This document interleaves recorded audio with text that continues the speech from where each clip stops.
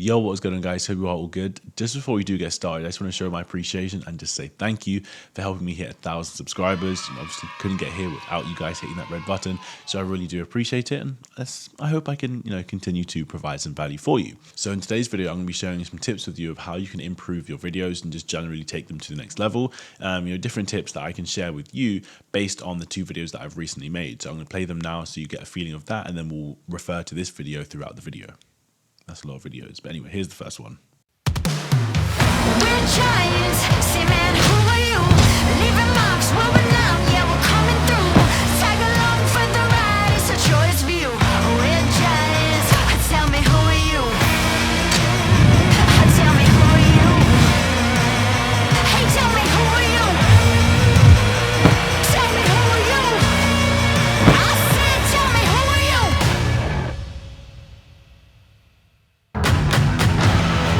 Let's go, come on. Let's go, all the way in.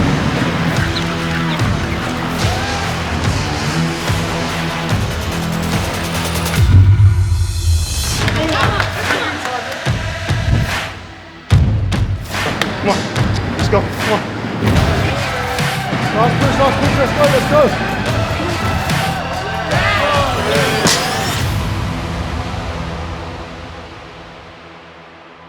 So yeah, similar type of vibe, just more subjects obviously in the second one, but yeah, the feel and the vibe of the video is the same. So we'll first kick off with a small behind the scenes and just kind of breaking down the gear that was used just to get that out of the way.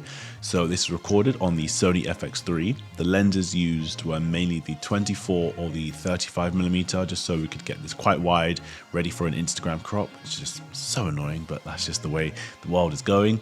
So yeah, that was the camera and lenses. I did for, I think, this shot here and this shot, we used the 70-200 just to get tighter shots, because at the time I was doing the video, we were also taking photos, so it was a manic. We had a few hours to get all the photos and the videos at the same time. So sometimes when I need to let the photographer go ahead, I would pull back and just use a longer lens to try and get some detailed shots, or just general movement shots with a longer lens. Now, because this was a big space but we still wanted to control the light, we needed some very, very powerful lights. So we ended up using this Film Gear 2500 watts and an Airy 1200 watts. 2 really powerful lights, put them shooting through an 8, I think it was an 8 by diffusion, just so we can still have that soft lighting and still fill up the space. And last but definitely not least was a big ass haze machine. Now this room was massive, but it also had these really cool skylights at the top where the sunlight would be beaming through, but that you're not going to necessarily see that unless you have that atmosphere and that volume. So using this haze machine, we were able to create looks like these where the sun was beaming through. Annoyingly, it was quite inconsistent, so we had to keep changing exposure and everything, because the sun would come through and then go away, come through, go away. Just the weather kind of played with that, but you just got to make things work. That's what you do on a shoot. So the first tip that I want to give you is to identify the reason for the video.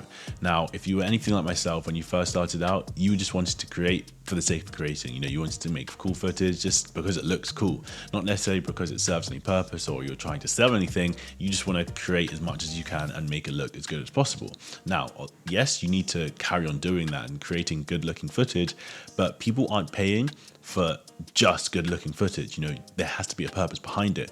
So understand what is the reason for the video. So using the examples of the videos you've just seen, the purpose of them was to create hype and energy around that clothing release. So this is the clothing brand and then the athlete and their collection that this video is highlighting.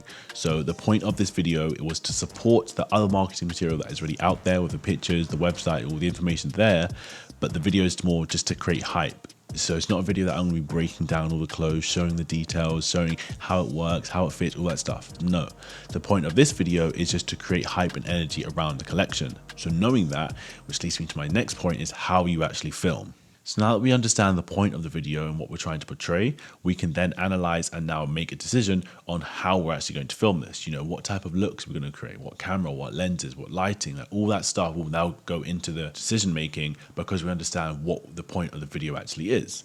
But more into just all the gear and the equipment we're going to use, also just knowing what is the energy, what is the vibe you're going to be using, because that's also going to determine how you film things. So obviously I've already gone over the gear of this video. The other thing that really determines how you film something is just how you simply move the camera. You know, what is the energy you're putting behind the camera so you want the viewer to feel? So we understand this is a very high energy piece, so we want the movements to match that. There we go. So to break this point down further, I'm going to show you 2 shots and you can just see straight away which one is high energy and which one isn't.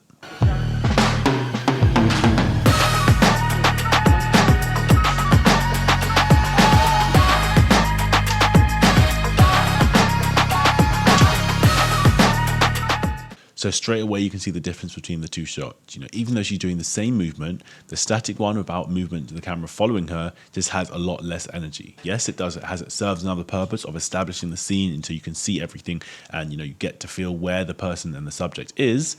But the energy is lost, you know, compared to this where you're tracking her movement, you're seeing every part of it. You really feel like you are there with her. And that is called motivated movement. Let's go all the way in. And the last point that I want to share that will take your video from a 7 to a 10 is sound design. This will bring your edit to life by immersing the viewer in the video purely through that extra dimension of sound. You know, yes, it's great having a great song, a high energy song to match the visuals, but great visuals without great sound just doesn't add up. Like, it can be as simple as adding the whooshes, the bangs, hearing her breathe, hearing the bars, whatever it is. All of these steps just help take your video to the next level by immersing the viewer in the video.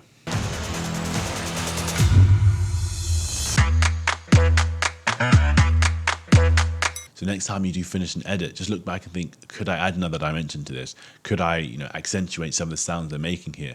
When they are clapping, could I put a clap sound? When, you know, they're jumping onto a box, could I add another sound like there? Just different things to bring some of the movements to life that, yes, they look cool, but can you also make them sound cool so it's more of a whole immersive experience? That is pretty much it. So to summarize, your main tips that you want to take away is 1, understand what it is that you want to create. You know, what is the story? What is the feeling? What is the vibe that you want to portray to the audience watching the video? Secondly, establish how you're going to create that. You know, what are the type of movements you're going to be using, the type of lighting, the equipment, the lenses, everything that you're going to do to create that vibe and that story. How are you going to put that together? And the third and final point is just your sound design. You know, how can you add another dimension to your video with the sound? But yeah, that's pretty much it. So if you have got a lesson, laugh, or a light bulb moment from this video, I'd really appreciate it if you drop a like down below. And if you're feeling nice enough, you could hit the subscribe button, but I'll leave the option up to you. But with that being said, I will catch you in the next one. See ya.